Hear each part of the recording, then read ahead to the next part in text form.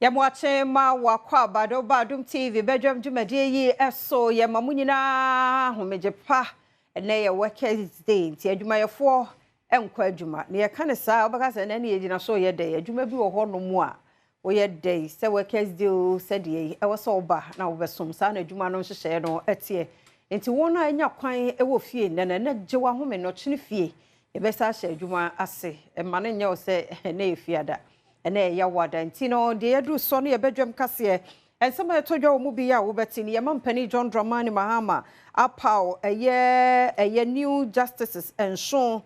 se wo mo enko Supreme Court ye de honsam no ebebrewo owura adubu aheni nipa me nsabi na nei yabo wo mo ekwa adu ewo sikase ye ketase hye ene proye eho ensem sansam no ne ensem bi na no pay bede browser Adom TV Badwam kase wo share live on Facebook / Adom TV Extra, Go TV ya 119, DSTV ya 280. Uko YouTube search Adom TV Tube, kwa adomonline.com. And some way ni sembebre so ewo ho. Midi di afia amankwa tamaklo. Afia ni di mienti seden samnin chiremu ankasa etie. Ghana mampani John Dramani Mahama abo enipa enson se wono womu Free Court of Appeal. Se yemfo womu call Supreme Court. Na wojina yamamra article 144 section 2 1992 constitution no so nti edina wabono gise komra so beja fiem na wo mo agitumansa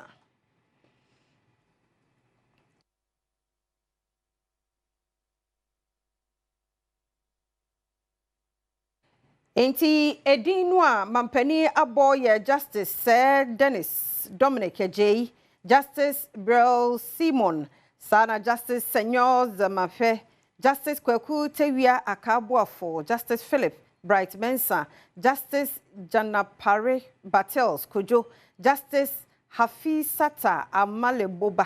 ene Justice Sayabo Warmo Edin, some Russia Bija Forge Warmo Etumwa, a day Warmo Airco Supreme Court. Mayan Twaso na ena make a Attorney General Dominic Anyini. Enenedie wabo National Signals Bureau Director General Kane Kwabena Edu Buahe nene yire Angela Ejei Boatin wabo wormo esobuana kwa edu ewosikasema eshum 7 million Ghana cedi emunsam kasei etwaso General Dominic Ayini edekwa edu abokane National Signals Bureau wormo Director General Kwabena Edu Buahene ena ne yere Angela Ejei Boatin edi afa 7 million Ghana cedis kita hye na proyen sembie ho enye won monko a nipa mienu pia obo wondi yeka ho eyeme odwodonko en Advantage Solutions Limited kwa rudu ba ko ena wode yabo won mo ya akro no eka ho bi wose wo matwesika sanso afemu ebiemo soso wadada nkrofo chinchimon mo nsa ye dwumade bia wo ye nsoso no edeka ebaye won krata bia ode kopie mu ewo high court kwadra ofoyiso bosumida na etoso aduasa wo kire mu ese adubo ahene edene setting team deal biase ya na se deal no woni Israel company ISC Holdings Limited ena ekoye na na bota ye nyina ene se wode beto cyber defense software ya na ne bon $7 million na suko wi akire no osusu se adubo ahene sika na nke wese software no wode akoto no oyeye edi free NSB won my fund mu a wode ko no ankasa ne personal make say nipa numa to na nanom nsia do wo tututu obi akoso wo asia wo ensa wo madu agire mpotamo ho wo poyamantam ni nyina no ya bia wo mo etu anwea no ho na santokwe akoso akase yi ediachi Ekuafo no manfo bi ewa asia wo ye wonsa wo madu agire mensene emu wo ye kyere etia kwambone anipa binom efaso etu anwea ewo wo nsase so a sisei ama onobaye bi te se bofre banche ene eburo ni nyina asese ehye so hene ye wo Adontin division ne Kapem traditional area ene ne mpanimfo eko ehono mu kohwe sede enemesitie enso koduru honom no mrante bi a okurekure tuo ya wo musu se onipa bi efe ne togbeni alanyo ena asoma wo mu hyase so wotutuo ewo nso ema mentime ho ase bai ema enipa enum ena abeto dwase wo mu ahwere wo mu nkwa insa wo ma posifo empese obekasa afa asemi ho de nenso wo ye enhwehwemu a enche wode ho Paramount Chief, yeah, one of Commander Traditional Area, and our day to Road Minister anymore, sir, one mayor Commander Junction, the Sugar Factory, a quino or mayor Atfats, Mawon, or Mum Pesapitin, or so on yen Atfats, Sebe, quite better so. Now, boy, one Maconia Bar, Eddie.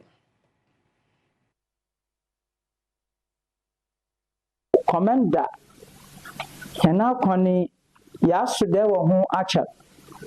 papa osande kwani American ka debia American na commander kon na ndede ya oye meyi so adu ho kase na oye mada so a moduru ho da nyame mambem osande aban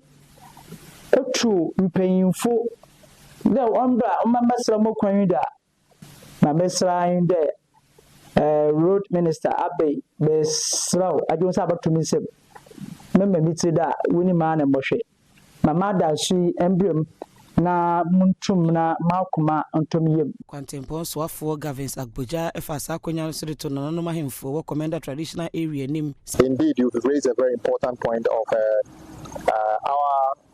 first female vice president, somebody who is very inspires a lot of us, especially our female counterparts, come from this area.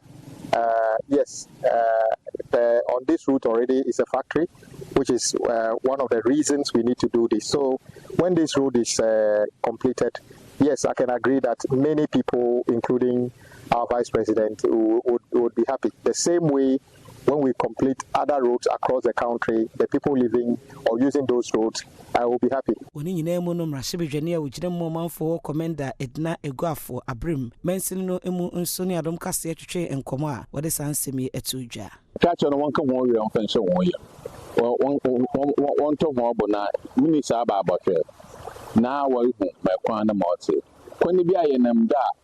ye bohwe mekwan ye wie. Nyame na adama ye betwe na ekwan. Adom TV Badwam kase na uguso no na Tertiary Education Workers Union of Ghana tewu ne nkrabata wo KNUST se wo mo ate atua nyina ne se wo mo hu won ho ewo university no ka governing council no emunti wate atua Anuma baako ne Tertiary Education Workers Union of Ghana tewu GH ena ye wo baako so ye friend Teachers and Educational Workers Union of TUC tewu of TUC na mo mienu no e wo se wo nu baako na ekokwo gina ho edema workers nya wo council na nokura wo mu no se tewu Ghana for enipadom no eye 789 and tewu TUC for the so 123 na se mienu so kwoti tewu TUC for the no kra di fi tewu Ghana for the enu a ema wo 666 and I say abro so e de ma tewu Ghana for then tie wo mu an say tewu Ghana for no mo nipa no do so nanso ye kwoti ya enra abejofo ni apa wonu won kan de kwoti ye ni say eye GTech Director General Professor Abdul Jinapo wodi Adom kuma no nam sini na ekoye na eno ana ama na akwa say enei eye KNUST Local Union Tertiary Education Workers Union ye ni members ya leadership ni members ya tuatua say oman number na ye friend section 159 na ewo Labor Act ni mu kire say ye de assembly di una enya eno ane say wodu na de begu fom emram e kire say wo say wo ma edanso yenso wo mram no ya ma edanso no aburu so bebrebe enti ene eye ye mpanimfo any members nyina adwuma baba nkro say kopum say Professor Abdul Jinapo obasesa no ema Adom kese no akọ council no so no yen Tertiary Education Workers Union of Ghana ye frɛ tewu GH yen kɔ adwuma fi ene ekopum eda wo obasesa sa de so onsesa no a ye kɔ adwuma enye ye na we ne ye pese ye tutu twa say President, any Chief of Staff, any Minister of Education, any Obia Education, Tertiary Education, who some efano, Obia must have some way in here, no precise Hiana, Asumuja, Asumuja, and Bawa University campuses. I mean, no so na Adom TV, Badwam Kasiana Hana Bema Coin and pay, dear Sia, Sedania, dear. Omreno adaje awodemaye yem komrana da bonkrata no ne online die no se na humegide de bokrate wan ra no ama ye de adomonline.com die no ebeto so ye kwaba